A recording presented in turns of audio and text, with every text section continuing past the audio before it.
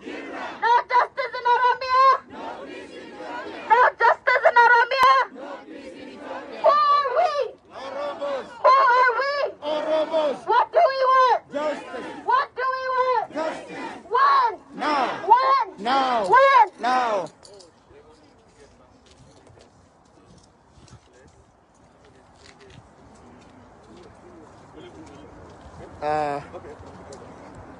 Jirtu Oromoo. Mee abbootiin amantii as keessa hoo jiraattan gamana nuu bayaa. Haawwan keessaas namni as jirtan gamana nuu bayaa.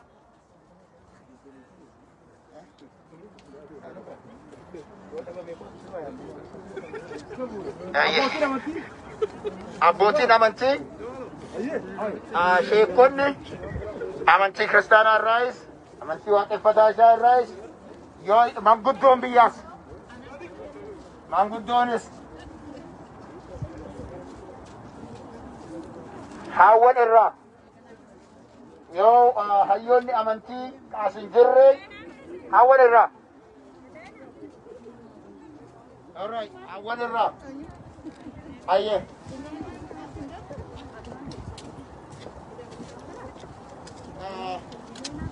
guyyaa kana wanti asitti olii dhiyaanee fi akkuma beekamu Oromoon waggoota 150 erga sirna naftanyaa sirna miliinikiin cabee irraa kaasee guyyaa harkaa fi harmi haadha Oromoo fi abbaa Oromoo murame irraa kaasee Oromoon gabrummaa jalatti akkasumas eenyu jenne beeka. Haqa qab dhugaa jirtu awwaaluudhaaf yeroo wixxifatan ammoo waggaa 150 booda qaddifnee ofitti ilaalu. Hanga fedhan hanga barbaadan jirgoo kafalanii dirqisiisanii hiriiras yoo baasan gaafiin Oromoo hiriira kijibaa ba'uun gaafiin Oromoo harka dhayuun gaafiin Oromoo suuraa Abiyyi baatanii Itoophiyaa guutuu keessa naanna'uudhaan hin deebi'u. Gaafiin Oromoo kan deebi'u yoo Oromoon keessatti abbaa biyya isaa ta'edha. Gaafiin Oromoo kan deebi'u yoo haati Oromoo qe'ee irratti kabajamteedha. Gaafiin Oromoo kan deebi'u yoo qarree fi qeerroon Oromoo barumsa isaanii nagaan baratanii galanidha. Gaafiin Oromoo kan deebi'u Oromoon akka Oromootti waan barbaadu dubbatee qe'ee isaa irratti waan fedhu dalagatee alagaa jalaa bahee ajaja namaatiin osoo hin taane ofii isaatiif waan isaa ta'u guyyaa murteeffate qofaadha. Kanaan ala natu sii beeka, natu sii arga, natu sirra hayyuudha jedhuudhaan haawwan keenya gudeedaa, abbootii keenya hidhaa, qeerroo keenya ajjeesaa, hayyoota keenya hidhaa, hanga yoo biittuu hiriira dirqiidhaan baasaa addunyaan na deeggarti. Ummanni na wajjin jira jedhanii hiriira kijibaa yaamuun hin danda'amu. Hiriirri biyya keessa godhamaa jiru hiriira kijibaa akka ta'e guyyaa har'aa barattoota dirqiidhaan baasanii konkolaatatti fe'anii yeroo gara aanaa Calanqoo aanaa meettaa magaalaa Calanqootti Harargee baatti yeroo deeman konkolaataan garagaltee barattoonni 52 ol dhumatan. Barattoota dhumatan kanaaf yeroo hiriira sanarraa ba'an bulchaan aanaa maal jedhee ergaa dabarse Oromoo dhageeffadhu. Hiriirri aanaa meettaa magaalaa Calanqoo keessatti gaggeeffame osoo rakkoon tokko dhalatin nagaan jalqabee nagaan xumuramee jedhe. Badhaadhinaadhaaf dhiigni ilmaan Oromoo wareegamni ijoollee 52 isaaniif dantaa isaaniitii miti. Haadha Oromootiif garuu gadaamessa isiittu hadha rakkoo keessa seene. Gadaamessa isiittu hadha ciniiname abbaa Oromootiif ilma isaa ka akka boru bilisummaas nabaasa jedhee eeggatu kawaan meeqaaf abdatu hiriira kijibaa irratti dhabe. Ilmaan dhumatan Oromoo irra dhabtamii yaadata. Haadhaan hundeessaa bilisummaadhaaf wareegame. Hadha ijoolleen hiriira hin taaneef wareegaman kanafoo Oromoon akkamiin yaadata? Mootummaa irra dhumatan jennamu. Hayyoota keenya hidhaa baasuudhaaf dhumatan jedhamu. bilisummaadhaaf dhumatan jenna. Maal jennee barreessina? Maal jennee saba keenya kenna? Maal jennee seenaa keessatti kenna? Kuni gaafii ulfaata haatis abbaanis ilmisii waan du'eef hin beekne. Dirqameen manaa bahee gabrummaa jalatti kufu mootummaa Gabromfataa ofirra kaa'uudhaaf osoo karaa deeman karaa irratti hafan. Oromoon haqa qaba. Oromoon dhugaa qaba. Yoomillee taanaan hanga nama tokkoon lamaanillee Oromiyaa keessatti Oromoo hunda fixanii abnutti hanga qeerroon Oromoo kan bilisummaa saba isaa barbaadu, kan bilisummaa qe'ee isaatti arguu barbaadu, kan haadhaa fi abbaan isaa kabajamanii jiraatan arguu barbaadu tokko lama jirutti kaayyoon nafxanyaa sirni nafxanyaa deebi'ee Oromoo irratti inuma hidda hin magarfanne. Nafxanyoonni qophii beekaa. Oromoon qeerroo qubee jenereeshinii uumee jira. Qubee jenereeshinii biyya keessa jirtaniif waan takka isinii dhaamu. Yeroo dabre guyyaa qubee abaacaa jijjiiranii gara laagaaf deebisan kitaaba isaa guraa jiru. Yeroo manni barumsaa banamu mootummaan yoo san wallakeetu kitaaba sana walitti guure. Amma ammoo kitaaba seenaa kan seenaa Oromoo keessaa haqan kan calii calaqqoo keessaa baasan kan harma muraa aanolee keessa hin jirre seenaa kijibaa Oromoo barsiisuudhaan Oromoo bilisoomne jechuun danda'amaa? Guyyaa har'a hooggantoonni keenya hayyoonni keenya mana hidhaa ta'anii ofii hidhamanii nuuf qabsaayan. Har'a guyyaa torbaffaa irra jiru garaa beelaa, guyyaa torbaffaa irra jiru garaa dheebuu. Yaa Oromoo mee guyyaa torbaa miti guyyaa sadii isin soommanaa. Eenyu namni guyyaa sadii soommanuu danda'u? Rabbiin sodaannee guyyaa sadii ni soommannaa. Mee dhugaa dubbannu. Osoo soommanni baatii amantii Islaamaa keessa jiru fakkeenyaaf roommanni guyyaa ooltu. Osoo guyyaa sadii sheekonni soommanaa nuun jette dhugamatti ma soommannaa? In fakkaatu. In fakkaatu. Dhugaa walitti haa himnu. Dhugaa walitti haa himnu. Waan silaa namni Rabbii nuu sodaatee godhuu hin dandeenye hooggantoonni keenya guyyaa torbaaf bishaaniif midhaan malee jiraataa jiru. Hooggantoonni kun yoo dhumatan gumaa isaa Abbiy Ahmediin baafanna. Gumaa isaa Dammaqaa Mokonniniin baafanna. Gumaa isaa hooggantoota bilchiginnaatiin baafanna. Gumaan ilmaan Oromoo akkanumatti bilaashatti hin hafu. Yoo isaan du'an badii dhufuuf gartee biyya sana gartuu kan itti gaafatamu Abbiy Ahmedii fi mootummaa bilchiginnaa ofiin jedhu. Kan kaleessa mootummaatiif elleeffachiin ilmaan Oromoo waan godhaa ture ni beekna. Har'a Nadhii Gammadaa eessa jira? Eenyutu Nadhii Gammadaa dhabamsiise? Har'a Baqqalaa Dawaanoo eessa jira? Eenyutu Baqqalaa Dawaanoo dhabamsiise? Har'a hayyoonni Oromoo eessa jiran? Meeqatu jira? Meeqa dhabne? Yoo xiqqaate har'a Dabbasaa Guyyoo eessa jira? Kan kee dhiyaadhaa fuudhanii bakki inni bu'e hin beekamne. Ilmaan Oromoo 300 olti akka seenaa himutti akka warri siyaasaallee himutti nama 300 olitti kan utuyyuu beekuu hin dandeenye kan yookaan haadhaaf abbaan qofti beektu dhabamanii jiran sana kan godhe ammoo OPDOdhaa fi TPLF waliin godhan waliin fixan waliin dhabamsiisan waggaa 27 waliin nu nyaatan. Maqaa jijjiirachuun seenaan hin jijjiiramu. Yeroon geesseen maqaa koo Abdurrazaaq irraa yeroon geesse yoo jijjiire wanti angoo guyyaa maqaa kiyya Abdurrazaaqii dalage achuma jiraatti forever. Yakkas dalagu keedii dalagu hanga hawaasni Oromoo dhiifamanaa hin godhe cobboon sun anumarra jiru. OPDO'n akka kaleessa jijjiiramni dhufe jedhanii osoo dhaabbatanii uummata ofiitti deebi'anii Oromoon dhiifama godhaaf. Bakka dhiifama Oromoo irraan argatanitti, bakka ajjeechaa ilmaan Oromoo jaalatanitti, bakka Wallaggaan fixaa jiranitti, bakka Oromoo Matakkal fixaa jiranitti, bakka Oromoo Gujii fixaa jiranitti, bakka Oromoo Harargee fixaa jiranitti, bakka ilmaan Arsee fixaa jiranitti, bakka ilmaan Tuulamaa fixaa jiranitti, bakka ilmaan Raayyaa fixaa jiranitti, bakka ilmaan Jimmaa fi Iluu fixaa jiranitti, OPDOdhaa fi Oromoon yoomillee waliin nagaa hin argatu. Nagaa kan argannu hooggantoota keenya gadhiisanii warroota bilisummaa sabaatiif qawwee fudhatanii bosona seena wajjin gadi taa'anii warri bosona seene shiftaadhaa miti, warri bosona seene hattuudhaa miti, warri qawwee qabate bilisummaa saba isaatiif filannoo dhabnaan waan godhan dhabnaan obshinii dhumaa taanaaniif dirqamnaan qawwee fudhatanii bosonatti hafan. Kana bilchiginnaa fi uummanni Oromoo beekuu danda'uu qaba. Eenyullee jaalatee kanaaf yaa Oromoon dhugamatti yoo dubbiin kun ka isinii galtu inni qawwee qabate jedhanii kasit duulan taanaan inni hiriira nagaa bahe jedhanii kasit duulan taanaan inni uffata keelloo uffate jedhanii kasit duulan taanaan wanti siif hafee hin jiru. Wanti siif hafee hin jiru. Uffata jechuun it is a basic right.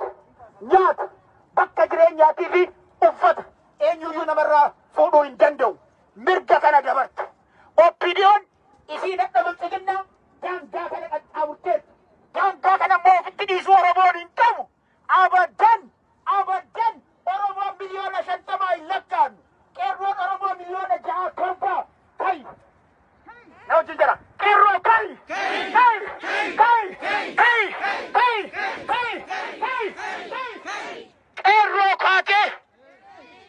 Qeerroo kaatee. Qeerroo sitti jirtu sii galtee. Qeerroo diinni kan kee uffata keellee akkan jaalanee sii galtee. Qeerroo hojjansi kan kee bilisummaa keetiif akka garaa duwwaa guyyaa torba bulee bee sii galtee. Kana booda maaltu siif hafee? Wanti siif hafee jira? Wanti siif hafee jira? Kana booda obsi jira? Kana booda obsi jira? Namni firaa miti. Yeroo hadhaan kana ummata Tigraay keessatti 1.5 million beelaan rakkatee jira jedhan.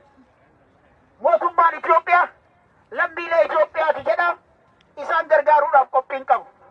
Ilmaan Oromoo, ilmaan Gumuz, ilmaan Matakkal keessatti bakka karaan seenanii fi karaan isaan gargaaramanii dhabamanii beelaan muka keessatti dhumataa jiru. Mootummaan Itoophiyaa immoo tajaajila kana karaa banuu dide. Faranjiin dhiigan wajjin hin qabne tan nuti asii waliin jiran asirraa baatee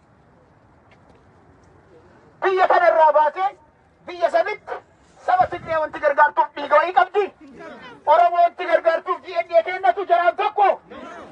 Kuni ilmi namaa beela guyyaa torbaa bulee osoo dhugamatti Abbiy Ahmed osoo nama dhaabbatatti du'e ta'uu baate namni lubbuun jiru, namni biyya bulchu, namni hayyoonni biyyattiin sun ni qabdi jedhanii eeggatan yeroo isaan guyyaa torbaa beela ta'an silaa osoo nama ta'e ofii isaatii miilaan deemee konkolaataa isan barbaachisu ture. Miilaan deemee iddoo sana dhaqee waan isin barbaaddan hundaa natu isinii guuta nyaata nyaadhaa jedhuu qabaachaa ture. Namni Oromummaa qabu Oromoon alagaa ofii qabee harma godhee ameessa kennee fi saa elmee obaasee guddisa. Oromoon aadaa isaa keessatti nama beela'ee miti nama dheebotee karaa namatti dhufe aannan obaasa. Akkasiibi nan sobee mootiin biyya bulchaa jiru masaraa mootummaa cinatti inni 4 kiiloo ta'a kiiloomeetira takkatti lafan geende jalatti hooggantoonni kenna beelaan dhumataa jiru. Maaf beelaan dhumatan gammachuu ayyaanaa bakka isaan hin malte hiitanii baasaa achi keessaa. Ilmaan Oromoo uffata keelloo uffataniif seeraan ala hiitanii gadi dhiisaa. Maatii keenya kan gaafachuudhaaf dhufu akkaataan isin itti tajaajilaa jirtan sirrii miti. Dhaabaan maatiin isaanii eenyu Oromoo fi Jawar Mohammed obboleetti qofa gaafata. Oromoo hunda gaafataami. Kanaafuu ummata achi dhaqee gaafatu gaggarbu ceegala'u kana dhaabaadha gaafiin gaafatan. Gaafiin kun ulfaataadhaaf harreen akkuma Jawar Mohammed jedhe sana yoo deemuu didde kaan marga afoo qabanii yookaan ammoo uleedhaan duubaan qabataniiti jedhe. Oromoo mammaaksasanii ol wanti siif hafe hin jiru. Kanaaf adara jabaadhaa garaa jabaannee hiriira keennan ni deebina. Warri hadha akka tasaa ta'e asitti illee hin argamin boru yoo hiriirri yaamame deebi'u. Galatooma.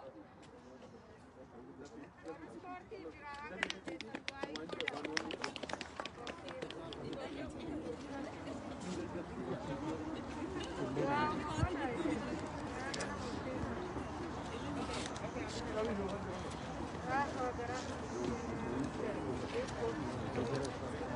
السلام عليكم. وعليكم السلام.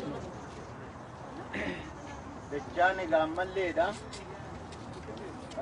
ركنات ندي بسي قرتي جاللا نمني أستم باني أرى من تفيني خنقرتي أجي دواتي جرسان ثم اللي ندي بسي أيوة تخيني خجتي قرتي ركتتني ربي ركوخ التعبات ربي ركوخ سانوهابات ربي نقرتي قبرماتا نخا قرتي نرخاي أبي أحمد ربي غاغات أبي أحمد ربي هابوكس أبي أحمد ربي نور هابوكس إذا في جلديم تو يسلي ربي هابوكس إذا في جلديم تو يسلي ربي وجين هابوكس أبي أحمد قرتي ربي سدجيني سانكر هاجل دجي قديني سهالس ربي سهادر أبو أورمو قرتي نياتي ربي قرتي دجين تينجلي نسنياتي نقندر ربي نور هادر أبو نفتنيا رنيا شدي نفتنيا وجين قرتي نقرقري نفتنيا جلتي نقبي ربي قرتي سهادر أبي ربي هادر أنقر ربي سهابوت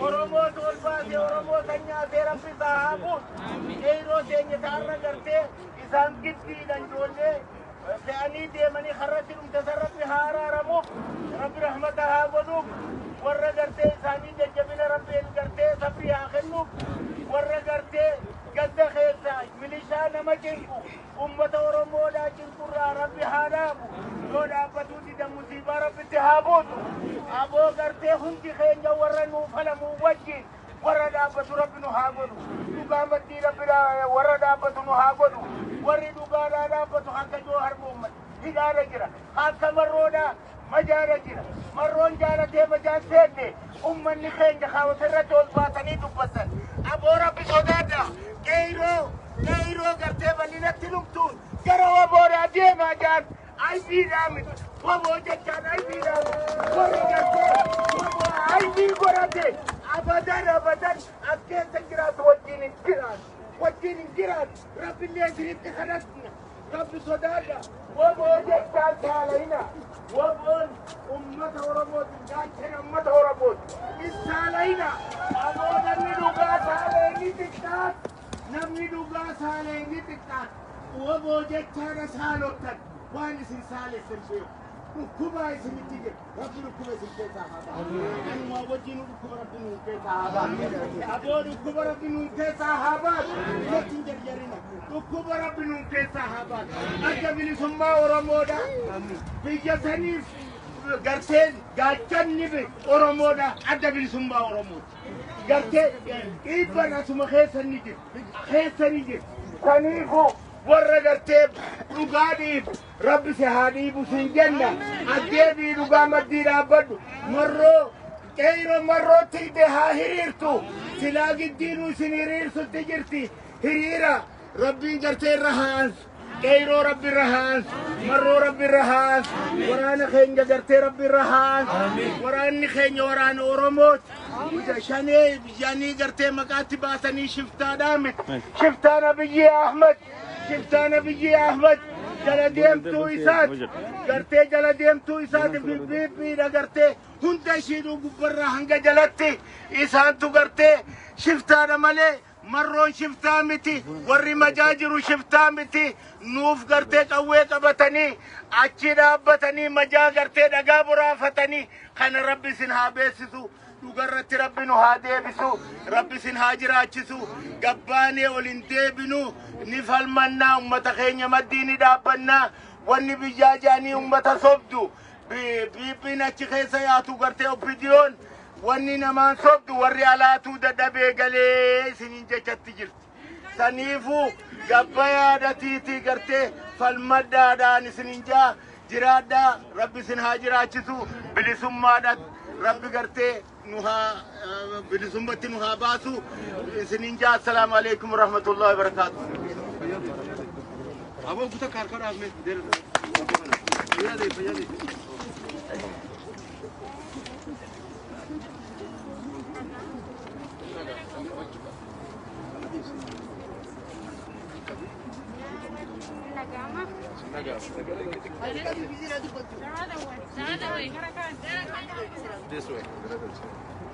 Nanagamam. Jalanne Oromo Radalane. eenyutu nuumee waaqayyotu Oromoorraa akka nuti dhalannu godhe. Asimmoo yeroo hundumaa dhufnee dhaabbanne waan waaqayyo nu dhageenyu nutti fakkaachuu danda'a. Garuu waaqayyo nu dhaga'eera. Waaqayyo too nu eeguu baate, waaqayyo too nu gargaaruu baate.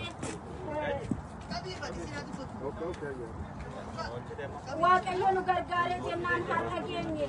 Kanaaf yeroo hundumaa dubartoonni har'aa qorra kanaan hundumti keessan kan dhuftanii fi waa'ee saba keessanii isinitti dhaga'ameera. Akkuma dubbii waaqayyoo keessa akka jedhu dubartoonni akkas deemaa turani. Waa'ee saba isaanii mana moototaa keessa yootoo jiranii waa'ee saba isaanii gaafatti dhaga'amu. Mootii biyya lafaa sana eeyyamsiifatanii waa'ee saba isaaniitiif fuula waaqayyoo duratti bu'anii waaqayyo deebii ta'eefiira.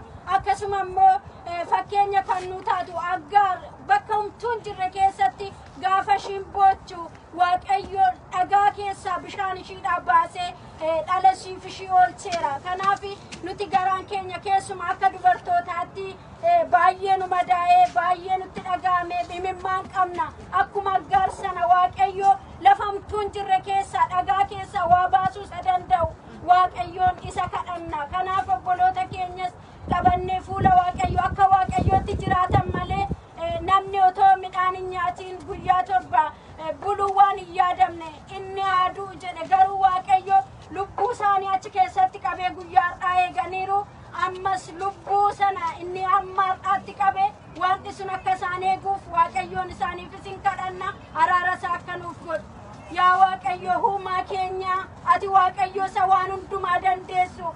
Yaa waaqayyo gooftaa haala keenya. Yaa waaqayyo nuti sitti himuu nu barbaachisu. Yaa waaqayyo waan hundumaa nu dursitee inni beektu. Yaa waaqayyo waaqa jiraataa isa yaa waaqayyo gooftaa saba kana baay'ifte saba kana keessaa nu uumte. Yaa waaqayyo gooftaa araara kee nutti agarsiisi. Isa abbootiin keenya kaakileen keenya balleessan illee kan sitti yakkan illee yoo jiraate yaa waaqayyo araara kee nuuf godhi. Yaa waaqayyo maaloo nutti araarami. Dhalootatu karaatti hafe yaa waaqayyo beekaatu yaa waaqayyo gooftaa rakkinaaf dararaa keessa jira. Maqaa keetiin si kadhanna yaa uumaa waan hundumaa isa nu uumte yaa waaqayyo adaraa nuuf birmadhu siin jenna. Obboloota keenya rakkina garaagara ila dararaarra ga'u beekta yaa waaqayyo ila du'ani otoo iyyuu du'anii jedhame garuu yaa waaqayyo ammarraa guyyaadhaatti lubbuu isaanii eegdee jirta. Ammas yaa waaqayyo gooftaa lafa isaan jiranitti harki kee haa dhaqu. Yaa waaqayyo gooftaa daraa nuuf birmadhu. Lubbuu isaaniirra ammaan tokko hin ta'in fayyaa isaaniirratti hamaan hin ta'in harki kee waa danda'a yaa waaqayyo harka keessa hundumaa danda'utti kenninaa nuu eegi. Yaa waaqayyo gooftaa saba keenya yaadadhu. Maaloo yaa waaqayyo gadda qofaa hin ta'in galataaf gammachuudhaan immoo yaa waaqayyo gooftaa bara walitti deebinu nuu godhi. Yaa waaqayyo gooftaa wallaalaa nuu beeksisi. Yaa waaqayyo gooftaa si kadhanna yaa waaqayyo garaa Oromoo tokko godhi. Yaa waaqayyo garaa saba kana yaa waaqayyo gooftaa saba wal jaalatu kun yaa waaqayyo ila akka gargar hin baane tokkummaan akka dhaabbatu yaa waaqayyo nuu gargaari. Qeerroo keenya nuu gargaari. Qarree gargaari yaa waaqayyo garaa madaa immoo jajjabeessi. Yaa waaqayyo guyyaa kana immoo dhufne yaa waaqayyo gooftaa fuula namaa duratti illee beekamuu baatu fuula kee duratti hin beekama. Yaa waaqayyo ati deebii nuuf ta'i. Yaa waaqayyo gooftaa saba fuula kee duratti jiru kana mana isaanii jireenyi isaanii ila dhukkubni daddarbaan kun illee hin argatin. Yaa waaqayyo gooftaa obboloota keenya immoo waan gaariidhaan yaa waaqayyo gooftaa adaraa nu dhageessisi. Gurri keenya waan gaarii akka dhaga'u waan nu gargaartuuf si haa galatu. Maqaa keessa waan hundumaa danda'uun si kadhanne yaa waaqayyo nu dhaga'i. Amiin.